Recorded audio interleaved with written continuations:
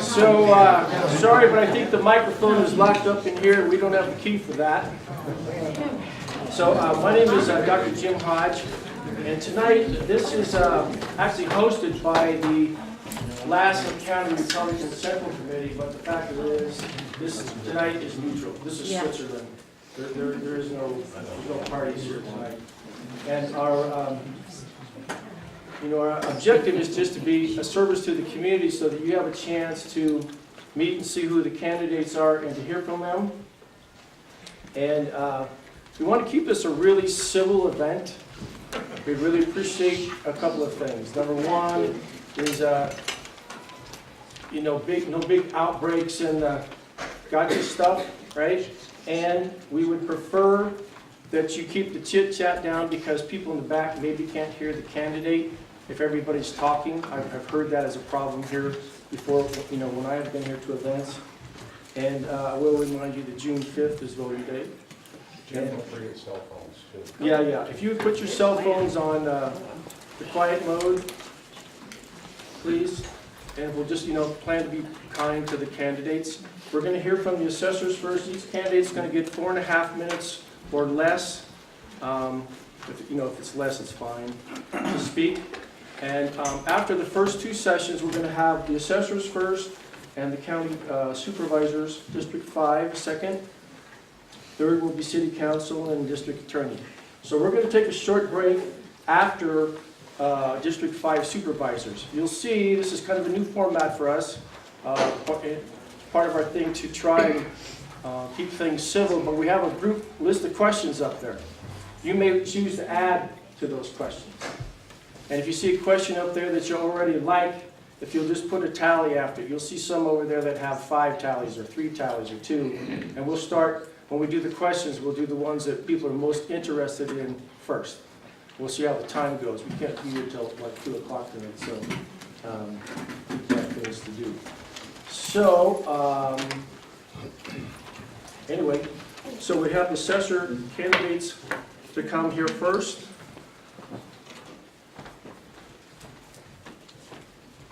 We'll see who speaks first. You got the hat. So it's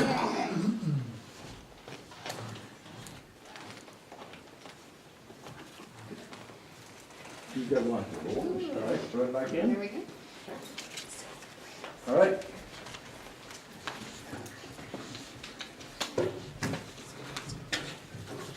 Step up and tell us about yourself. Good evening, everyone. My name is Ed Fitzhenry, and I'm running for Lassen County Assessor. I'd like to thank the Lassen County Republican Central Committee for hosting this event and giving the interested voters an opportunity to come out and meet and question the candidates for the contested offices this election season. I'll just tell you a little bit about myself and a little bit about the assessor position. The assessor is a constitutionally elected official responsible for identifying and assessing all taxable property in Lassen County. As unpalatable as that may be, these assessments provide the foundation for the funding of county and city governments, school districts, public safety services, and various other special districts. The accuracy in producing the annual assessment roll ensures that these vital public services are properly funded. My experience, I have 13 years experience as a certified California property tax appraiser. I worked in the Ventura County Assessor's Office for 8 years under a highly competent and professional management team. And the experience I gained there included the appraisal of commercial industrial properties that were valued in the hundreds of millions of dollars, single-family residential subdivisions, custom homes, multi-family residential complex, as well as ag properties, agricultural properties subject to the California Land Conservation Act, also known as the Williamson Act. I also spent several years in Ventura working in the Assessment Appeals Division, working directly with taxpayers and their agents to help equalize their property tax assessments.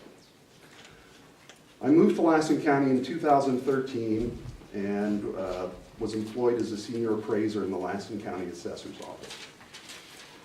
Since November of 2017, I've been working as the chief appraiser in the office. As the chief appraiser, I've implemented numerous process improvements that help reduce waste, increase efficiency, and keep operations in compliance with state tax laws. I also have more than 10 years management experience in the restaurant, hospitality, and elder care industries, and my success in these areas was based upon keen fiscal management and outstanding customer service. When I moved to Lassen County in 2013, I served as a firefighter, lieutenant, and training officer with the Standish Litchfield Volunteer Fire Department. I gained certification as emergency medical responder and provided emergency medical and fire services to the Standish, Litchfield, Wendell, and Ravendale communities. And I also served as an appointed member of the Board of Directors of the Standish Litchfield Fire Protection District in 2017. I'm proud to call Lassen County my home, and the local community is very important to me. The efficient, competent management of the Lassen County Assessor's Office is my primary goal, ensuring that your public services are properly funded and that your property tax assessments are fair and in compliance with state law. Thank you very much.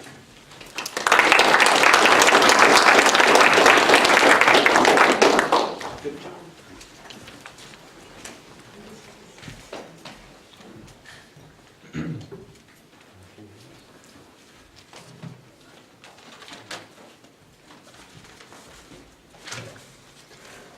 Good evening, ladies and gentlemen. I would also like to thank our National Republican Committee for allowing us to appear tonight and to present ourselves as candidates for these up-and-coming elections. My name is Nick Cieglio. I was born and raised in Lassen County. I'm a third-generation county resident and grew up in Westwood.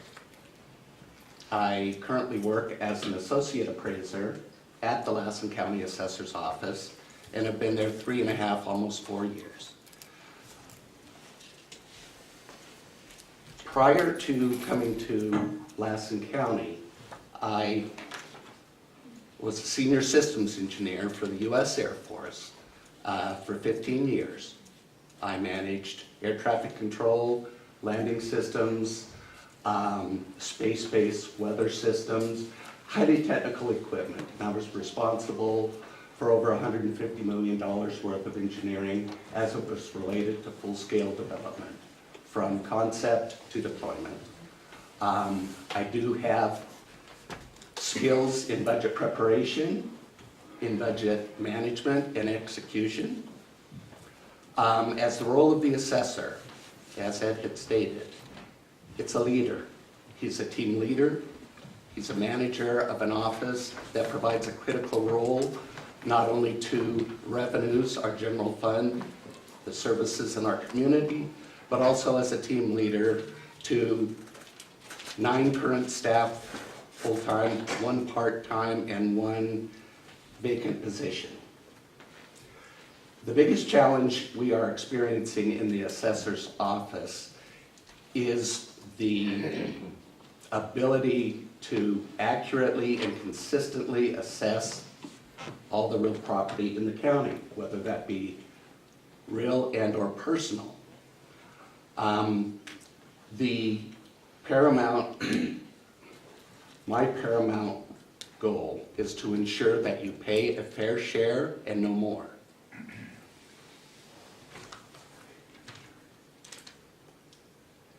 Some of the issues that are currently affecting our operation within the office.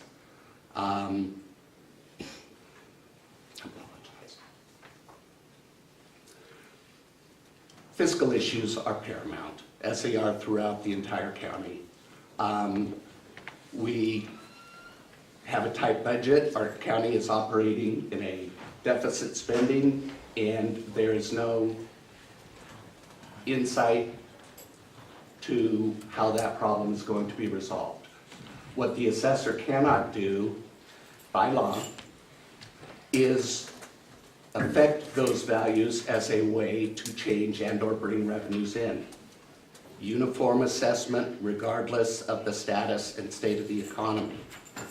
Ways to improve currently in our office are through what are called escape assessments. They are assessments that may not have been picked up as an assessable property. It might be through the lack of a permit.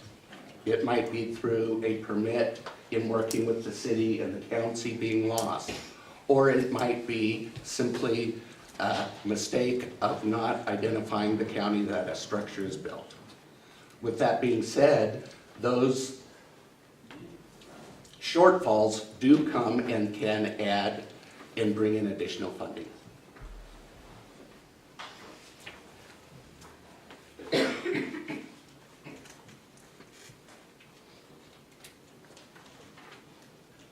Along with fiscal issues, we've had a high transfer of personnel in the last 5 years.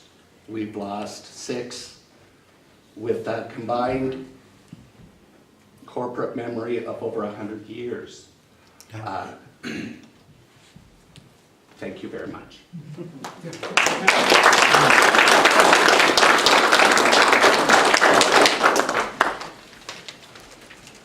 Thank you.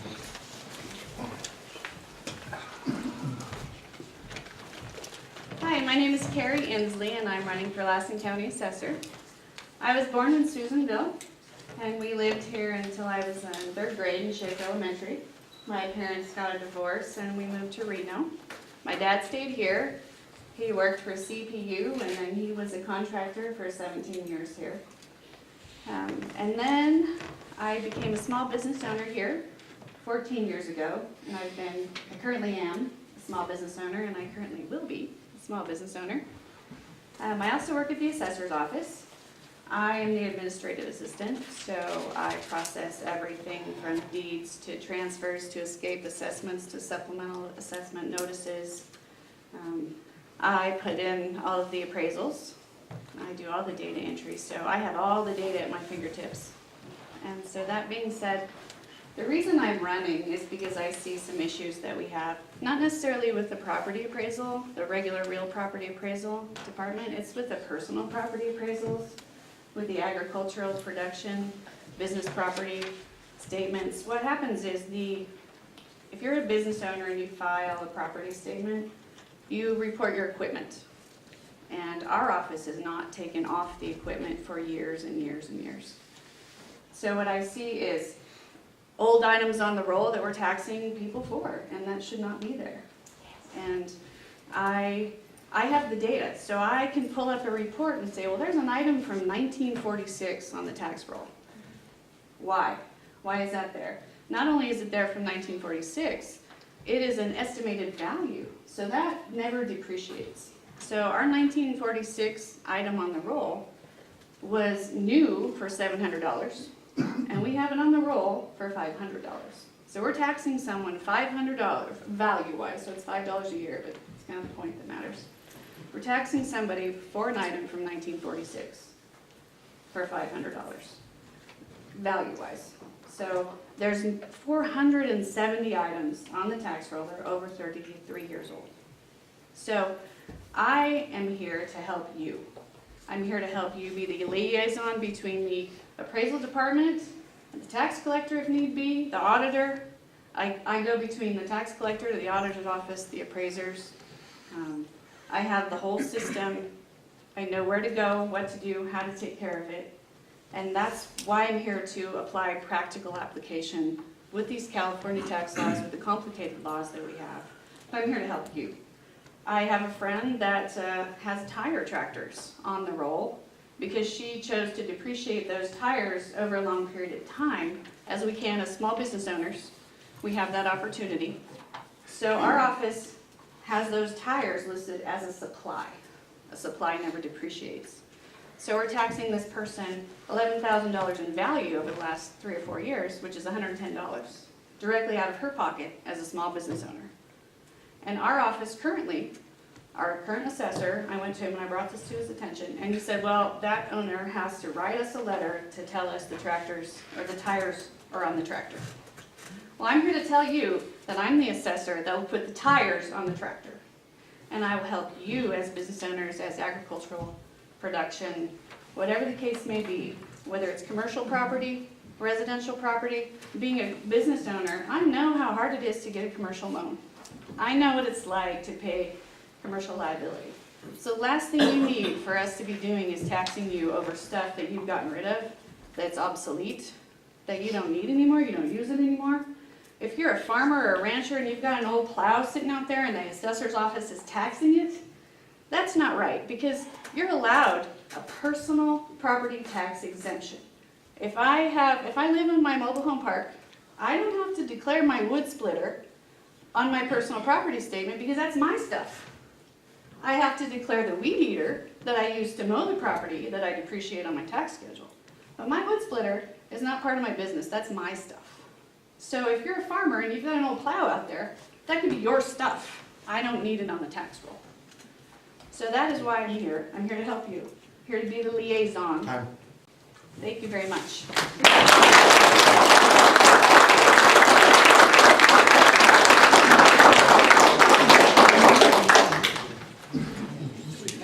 Wow, that was enlightening.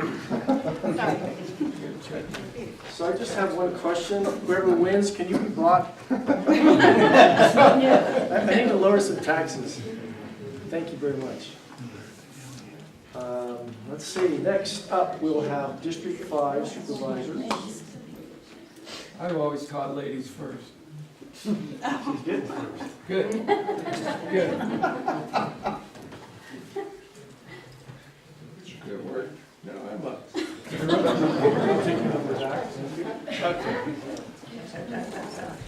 I'm a bit of an unconventional supervisor, I think. And I'd like you guys to just take a quick look at this, just pass it around.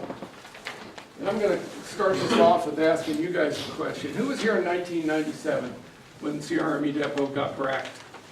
And what happened right after that? We lost the mill, right? We haven't ever really recovered from that. I've gone to Washington, D.C. for the Association of Defense Communities twice to support CRME Depot to make sure that there's no downsizing involved with CRME Depot. If you look at those papers, you'll see the impact in Lassen County is significantly over $100 million annually. It's huge that we protect that base. The relationships that I've built with the congressional offices in Washington, D.C. and the Department of Defense are significant. So there's two parallel lines here.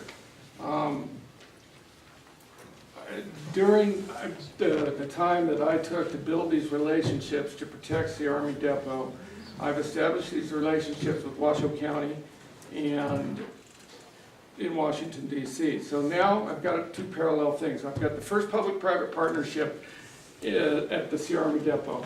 Took 4 years to get that. It's a solar array. It's a $7 million solar array, which we get property taxes to my friends in the assessor's office. It's a revenue generating $60,000 to $70,000 annually into the general fund. It's the first time we've had anything like that. I haven't seen any kind of growth like that in many, many years in Lassen County. So we're going to follow that up with the barracks right by the headquarters. And that was just purchased, the escrow closed. It's going to be 130 apartments going in there. Things are just starting to turn. It's been a 4-year effort. Now, with that, we're going to try to get this 395 improved. And I've put a big effort into, a very aggressive effort into getting 395 improved. There's CRME Depot has made 395, it's an important highway. I can't remember the name right now. Strategic highway, thank you. I should have known that. Strategic highway, but it's because, the reason why is because of CRME Depot. So it should make it easier for us to improve the highway at least up to Milford where the first choke point is. So if we can get that, there's 2 points to this.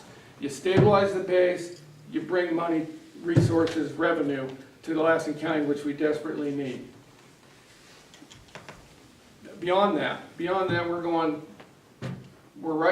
now we're going through the corridor meetings. We did Doyle Tuesday night, last night was Herlong. Tuesday night is Johnsonville, Wednesday night is Janesville, Thursday night is Milford. So we're getting community input on this highway effort. The public safety factor to that 395 effort is huge, and not only that, it's an economic river into Lassen County. We need the revenue. We can't be afraid of change. We can't be afraid of change. We need change. We need growth to fund our public safety, to fund our court system and our DA and the sheriff's department. You know, we have a crime wave going on. The only way we can fight that is with money. We have to get money. We have to get revenue into the system. We can't just keep sitting and hoping that it's going to happen. It's not going to happen by itself.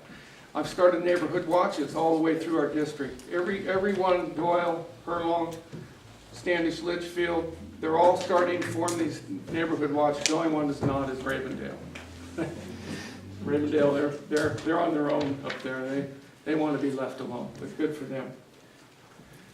That's all I've got for you. Thank you. All right.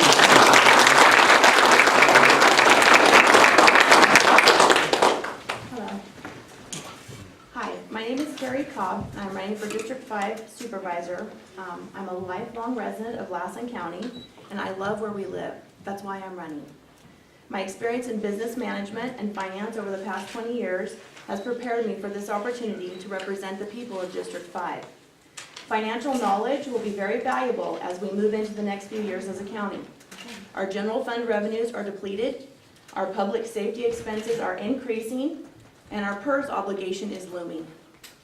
It is going to be a challenging time, but I believe if we utilize our assets and unify our county, we will be able to meet our obligations and move in a positive direction. One of the first things I plan to do is create a community council in District 5. And the reason, looking at the large area that District 5 covers, it is half the county. So it's the very unpopulated half of the county, but it is half of the county. So I would like to work with community members from each town to volunteer to meet with me and tell me what's going well in the communities, if there are problems or challenges in their community, and to share ideas so that we can turn those challenges into opportunities. I think that we can all be better together.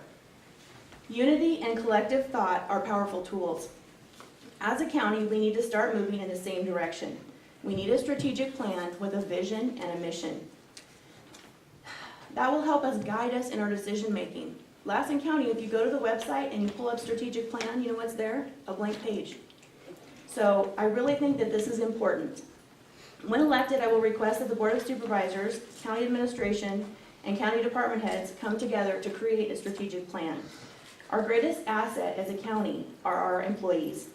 We have really intelligent, hardworking, well-educated people working for us. And we need to acknowledge that this is an asset, and we need to tap into those resources.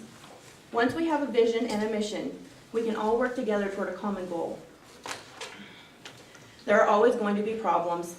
I like to call them challenges or opportunities. I'm well aware of the challenges that Lassen County is facing. I am prepared to communicate, educate myself, and work with others to find solutions for these challenges. Being elected to the position of District 5 Supervisor of Lassen County would be an honor for me. I will work to set an example for our employees, to work hard and be respectful of one another. Leadership is taking people to places they would not go on their own, and I'm offering the people of District 5 leadership with strong character and a positive attitude. Elect Carrie Cobb, Lassen County District 5 Supervisor, and love where you live. Thank you.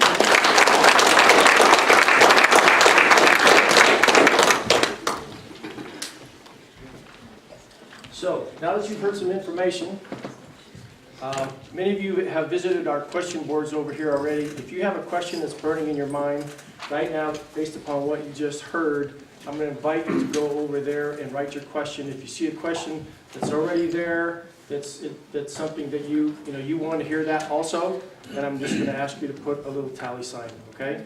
So if you don't have a question, I'm going to ask you just to stay seated. We'll take maybe 5 minutes for this. And so if anybody has a burning question, please add it to the board. And there's pins in the back. Chris, do you have the pins? The pins? Great.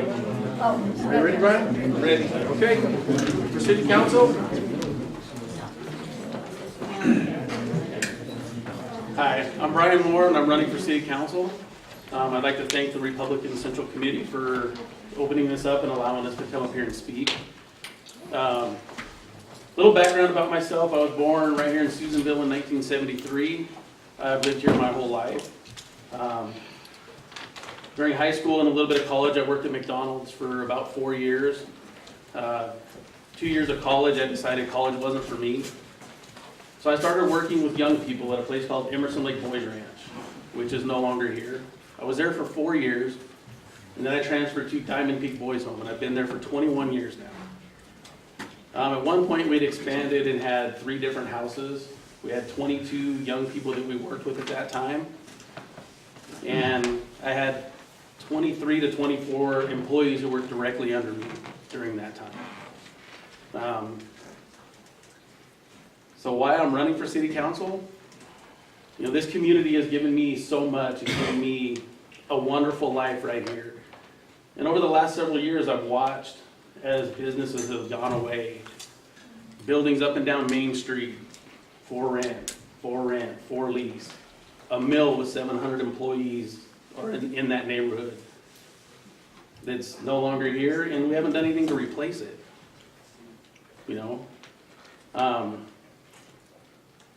I'm all about kids. And you look around and there's not much here for kids to do. We load up our kids, we go to Reno, we go to trampoline parks, we go to laser tag. We go spend a lot of money in Reno that could be funding right here in our city with tax monies. And I know we're not the only ones that do it. We need things here for our kids to do. We need to have businesses come in so that the tax revenues stay right here. Anybody that's been here for a while knows that there's 3 or 4 new car dealerships that are no longer here.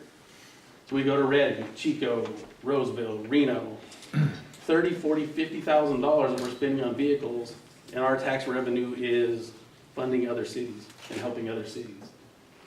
I want to bring that back here. You go up behind Lassen College, there is bare land up there that belongs to the city. And I watch Reno exploding with business, industry, and here we are just watching it happen. What can we do about it? Let's bring this to us, to our city. So all these memories that I have of the childhood, in my childhood, of all the beautiful things that are here in Susanville can come back. Because we can do it. We can bring that all right back here. Our public safety, our law enforcement. I've met with the chief of police. I've met with the fire chief to see what their needs and what their kind of wants are. Right now our police department, they're down 4 or 5 officers. How are they going to keep us safe when they don't have the people on the streets to keep us safe? We need to get that back. How do we do that? With businesses and tax revenues so that we can fund that. I did a ride-along about 2 weeks ago. I showed up at the police department, and nothing there was working. They couldn't do anything other than get in their cars and drive around and talk on radio. They couldn't write reports. They couldn't get on the internet. And I'm like, outdated equipment, it needs to be upgraded. If we want them to protect us and to be there for us, they need the newest upgraded equipment. And I think all of these ideas that I'm talking about can bring in the revenue so that we can have that. So thank you guys for your time, and thank you for listening to me.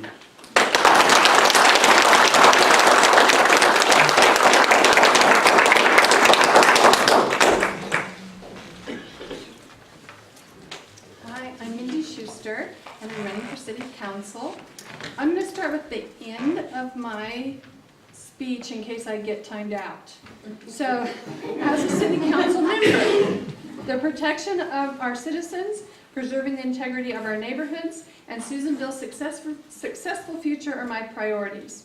On City Council, I'm currently pushing for a solid economic development plan, hiring procedures that keep us from litigation and a panhandling ordinance. Along with these things, there is much I still need to do. So I would appreciate your vote. Okay, now I'm going to start at the front. Okay. I'd like to thank the Republican Committee for having us this evening. I'm Mindy Schuster. I was appointed to Susanville City Council on April 19th, 2017.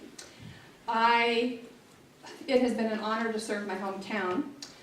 I am humbled by the privilege.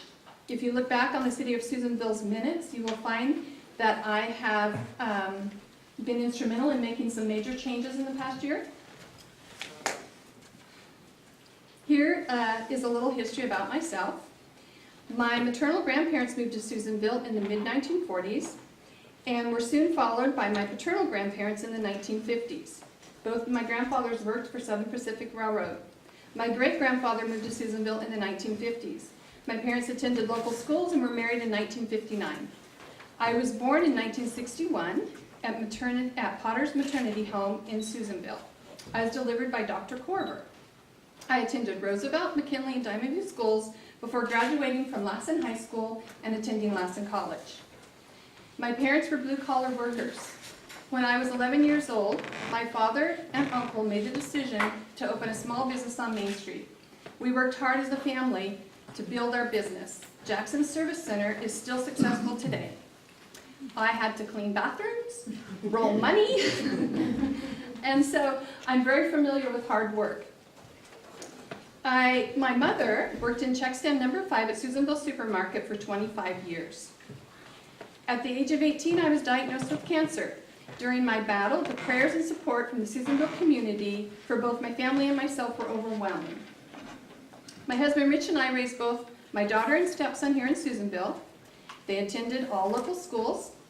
They're currently locally employed and raising their families in Susanville. My daughter is a full-time instructor at Lassen College, and my stepson works for California Correctional Center. My grandson, who was born at Lassen Banner Medical, is the 6th generation of my family to be in Susanville. Prior to my retirement, I worked at Lassen College and Lassen High School. I have served on Meadowview School and Diamond View School site councils. I'm currently vice chairman of the Lassen County Air Pollution Control District. I'm on the Airport Land Use Commission and a member of the local Blue Ribbon Commission. I have the time and desire to keep serving because I am retired. I am not enrolled in the City of Susanville's benefit package.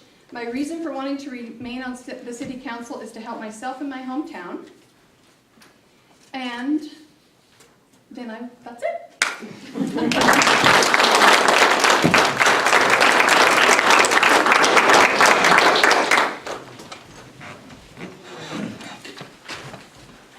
Thank you both. So, next up would be the DA's office. Let's see here.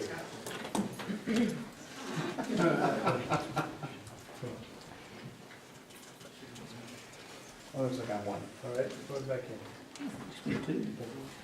2-1.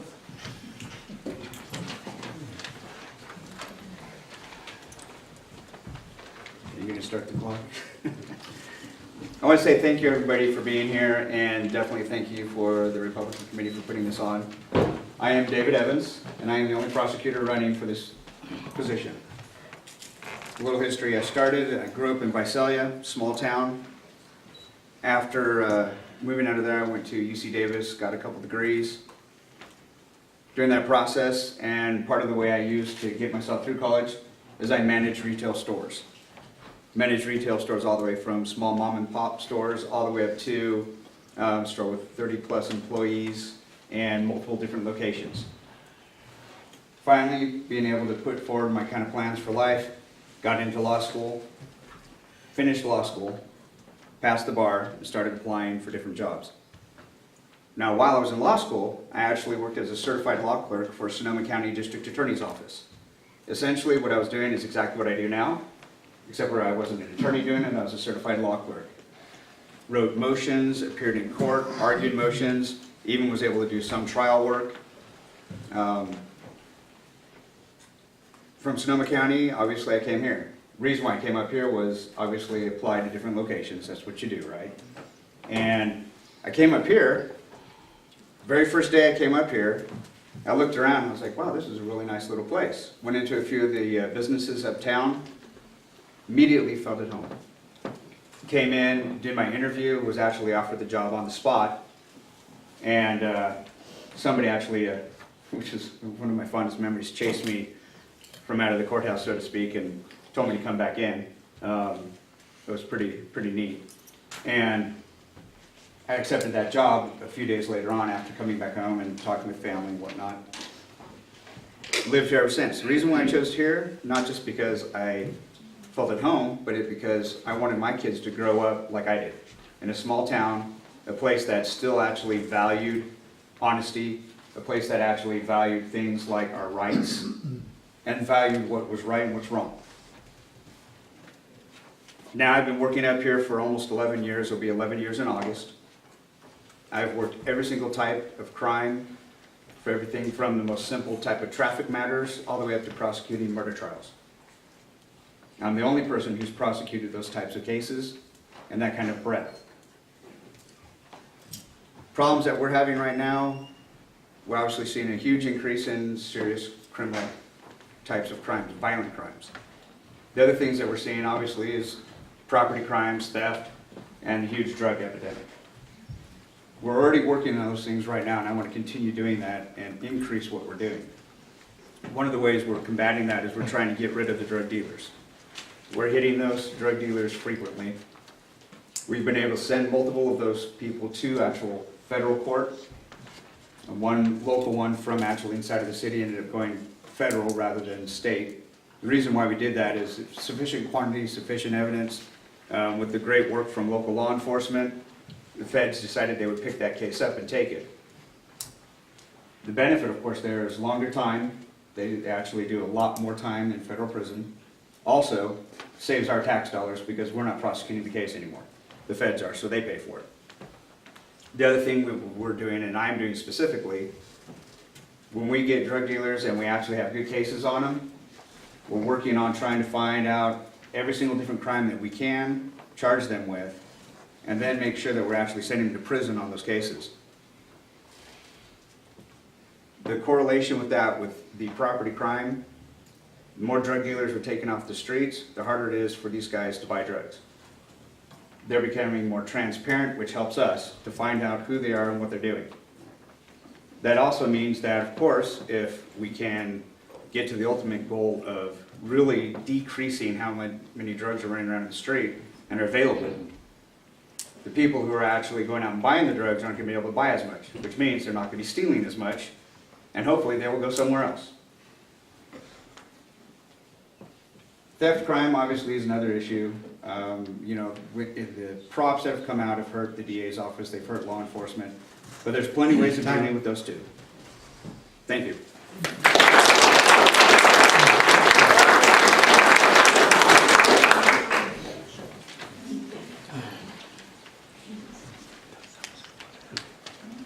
First, I'd like to thank the Republican Central Committee for hosting this forum tonight, and especially thank you all for coming. I hope we have on the right color shirt, and the hat's taking it off, not disrespect. Most people want me to leave it on so they don't get hit by the glare. So, okay. What you're about to hear will be a first for most of you, if not all of you. A political candidate who speaks his mind without concern as to whether or not he's being politically correct. Honestly, I don't give a tinker's damn about being politically correct. So if you're looking for politically correct, you're listening to the wrong guy. So listen fast, as I'm going to have to talk fast to get this all in my allotted time. And while I generally ad-lib, I'm going to have to read this in order to cover it all, but these are all my own thoughts, so I and I alone own these comments. I'm David Williams, candidate for Lassen County District Attorney, and what does what I have to say about the following have to do with the Office of District Attorney? Absolutely nothing. It does, however, contain some personal points of view I have that will help provide you with an insight into my core beliefs. beliefs which I think are far more important to know about a candidate than anything they have to say about what they plan to do. All candidates, whether they're running for judge, sheriff, or district attorney, tell you they're going to be tough on crime. I'm sure they mean it at the time. But what I want to know about any candidate I'm thinking of voting for is what kind of grit do they have? Or as Dr. Martin Luther King was concerned with, what is the content of their character? What are their core beliefs? What's in their heart and souls? Once I know that, I pretty much know what they will do in most any given situation and whether or not I can trust them to carry through on their campaign promises. The following deals with my core beliefs. I was trained to respect and handle guns at an early age. I had a hunting license at age 12, something unfathomable in today's world. The problems we see with guns today do not stem from access to guns, but rather to the moral decay of our society. In today's world, many children are left home alone to raise themselves, or at best with a surrogate parent in the form of a babysitter. They are allowed to play extremely violent video games where death and mayhem are rewarded with points and the ability to achieve new levels of even more violence. And we wonder why they have no respect for human life. Any child who has the know-how and the ability to turn on a computer or a smartphone has the ability to access pornography. Pornography that would have made a sailor blush 20 years ago, and today is but a click away. And we wonder why young men have no respect for young women, and why marriages fail so often and so easily. We have young women who from an early age are taught that to be popular they must look sexy, which in their world oftentimes means they end up looking like they belong standing on a street corner rather than attending school. Perhaps we should strongly consider and debate the merits of school uniforms. What is the root cause of this moral decay that has our country spiraling to self-imposed destruction? I believe, at least in part, it stems from a misunderstanding and perception of the doctrine of separation of church and state. No such doctrine is to be found in the Constitution or any other founding document. And while I believe there should be a separation of church and state, and that there should be no official state religion, for example, favoring Baptists over Episcopalians, Episcopalians over Methodists, Methodists over Catholic, ad infinitum, I do not believe there should be a separation of God and state. I know there are those in this room, including friends of mine, who will disagree with me, but I believe our country is and was intended to be a Christian nation. John Adams, one of the founding fathers and the second president of the United States, said, "Our Constitution was made only for a moral and religious people. It is wholly inadequate to the government of any other. Unless this country regains its moral footing, it will continue to decay until it is but a footnote in the annals of history." I'm David Williams, candidate for Lassen County District Attorney, and in the words of Forrest Gump, that's all I have to say on that subject.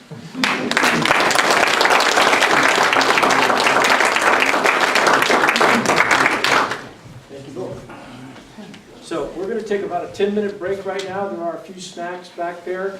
Again, if you have any last-minute questions to add there, or if you see ones that you like, be sure to put the little tally behind it. And we'll start up with our questions in just a few minutes. Thank you.